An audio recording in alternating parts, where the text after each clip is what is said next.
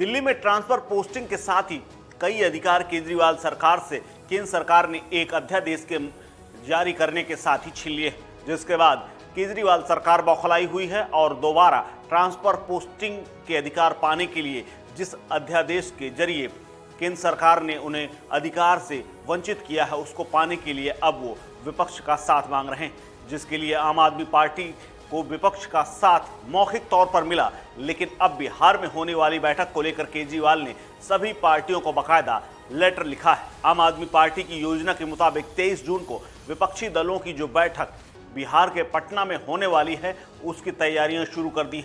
आम आदमी पार्टी की योजना के मुताबिक वो सभी से पूछेगी कि आप इस बात पर अपना स्टैंड क्लियर करिए। इस बैठक का सबसे पहला मुद्दा यही होने की उम्मीद है। केजरीवाल ने खुद मंगलवार को एक प्रेस कॉन्फ्रेंस की थी, जिसमें उन्होंने ये कहा था कि हम सभी विपक्षी पार्टियों से इस बात की गुजारिश करेंगे। वहीं बुधवार को उन्होंने लेटर लिखकर अपनी बात कही। केजरीवाल ने कहा कि मैं वहां सभी पार्टियों को समझाऊंगा कि ये अध्यादेश तमिलनाडु, महाराष्ट्र, पंजाब, पश्चिम बंगाल कहीं पर भी आ सकता है। पत्र में केजरीवाल ने स्पष्ट किया है कि दिल्ली में प्रशासनिक सेवाओं पर नियंत्रण से जुड़े केंद्र के अध्यादेश पर विपक्षी पार्टियों को पटना की बैठक में चर्चा करनी चाहिए। और उन्होंने क्या कहा था मंगलवार को, एक बार सुन लीजिए। तो ये अफसर को पावर दे दी। कैबिनेट जितने निर्णय लेगी, कैबिनेट मतलब सुप्रीम बॉडी, चुनी हुई सरकार की सुप्रीम बॉडी, जिसमें सारे मंत्री होते हैं, मुख्यमंत्री उसका अध्यक्ष होता है। तो कैबिनेट जो भी निर्णय लेगी, वो निर्णय सही है कि गलत है, ये चीफ सेक्रेटरी डिसाइड करेगा। तो चीफ सेक्रेटरी डिसाइड करेगा कैबिनेट ने निर्णय सही लिया कि गलत लिया, और फिर वो एलजी को रिकमेंड करेगा। एलजी उस पे कैबिनेट के किसी भी निर्णय को पलट सकता है। ये तो संविधान में भी नहीं दे रखा कि एलजी किसी भी निर्णय को पलट सकता है। इन्होंने नया एक संविधान बदल दिया और ये अथॉरिटी बनाई है कि अथॉरिटी के अंदर मुख्यमंत्री बैठेगा, मुख्यमंत्री के सर पे 2 अफसर बैठेंगे। तो ये एक बहुत बड़ा षड्यंत्र है। अथॉरिटी की जो मीटिंग है, अथॉरिटी कितना फ्यूटाइल एक्सरसाइज है, इससे आप समझ सकते हो। ये पहली मीटिंग हुई, इसके पहले एक फाइल आई मेरे पास 15 दिन पहले, लास्ट वीक ऑफ मई में।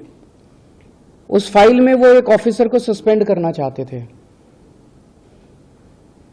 उसको फाइल को पढ़ने के बाद मेरी 3-4 क्वेरीज थी, क्लैरिफिकेशंस थे। तो मैंने फाइल पे लिखा कि ये 3-4 मेरे क्लैरिफिकेशंस हैं और इनका जवाब दिया जाए। उसके बाद मैं बताऊंगा कि मीटिंग किस दिन होगी, कितने बजे होगी और कहाँ होगी। वो 3 या 4 क्लैरिफिकेशंस, क्वेश्चंस मैंने लिख के फाइल पे भेजे। वो फाइल मेरे पास फिर वापस नहीं आई। वो फाइल सीधे एलजी के पास चली गई और उस फाइल पे लिखा गया कि अथॉरिटी के 3 मेंबर में से 2 मेंबर्स की सहमति हो गई है, 1 मेंबर की सहमति नहीं है, इसीलिए इसको अप्रूव कर। तो वो तो हमेशा ही उन दोनों की सहमति है, वो तो दोनों केंद्र सरकार के ऑफिसर्स हैं और मैं ही उसमें अकेला हूं। तो मतलब मैं अगर कोई उस मीटिंग के अंदर क्वेरी भी करता हूं, क्लैरिफिकेशन भी मांगता हूं, तो मेरी क्लैरिफिकेशन के जवाब भी देने की जरूरत नहीं है। तो वो एलजी साहब के पास उन्होंने फाइल भेजी। एलजी साहब ने लिख दिया कि ऑफिसर को सस्पेंड कर दिया जाए। ऑफिसर को सस्पेंड कर दिया गया। मेरे पास ना ऊपर जाते टाइम फाइल आई, ना नीचे जाते टाइम फाइल आई। मेरे पास तो जब फाइल आई, मैंने उस पर क्वेरी रेज की और क्वेरी के बिना जवाब दिए उन्होंने एलजी से अप्रूवल। फिर अथॉरिटी की जरूरत क्या यार?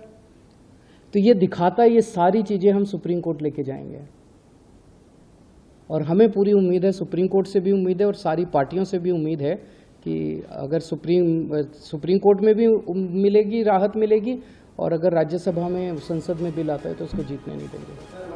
दिल्ली सीएम अरविंद केजरीवाल ने विपक्षी पार्टियों को लिखे लेटर में एक बात और लिखी है कि ये सोचना गलत होगा कि यह अध्यादेश केवल दिल्ली के संदर्भ में लाया जा सकता है, क्योंकि दिल्ली आधा राज्य है। वो दिन भी दूर नहीं है जब केंद्र सरकार गैर बीजेपी राज्यों में भी इसी तरह का अध्यादेश लाकर राज्यों की शक्तियां छीन लेगी। केजरीवाल ने अपने इस पत्र में लिखा कि प्रधानमंत्री उपराज्यपालों के माध्यम से गैर बीजेपी शासित राज्यों को चलाना चाहती है। इससे पहले अरविंद केजरीवाल और आम आदमी पार्टी के नेताओं ने भी इसी अध्यादेश को लेकर विपक्षी नेताओं के घर पर जाकर मुलाकात की थी। वहीं नीतीश कुमार स्वयं अपने दल और अपने सहयोगियों के साथ मिलकर राज्यसभा में इस बिल का विरोध करने का आश्वासन दे चुके हैं। नीतीश कुमार खुद अरविंद केजरीवाल से आकर दिल्ली में मिले थे और विपक्षी एकता का भी राग अलापा था। दोनों की मुलाकात काफी लंबी चली थी। आपको बता दें कि सुप्रीम कोर्ट ने 11 मई को फैसला दिया था कि दिल्ली में सरकारी अफसरों पर चुनी हुई सरकार का ही कंट्रोल रहेगा।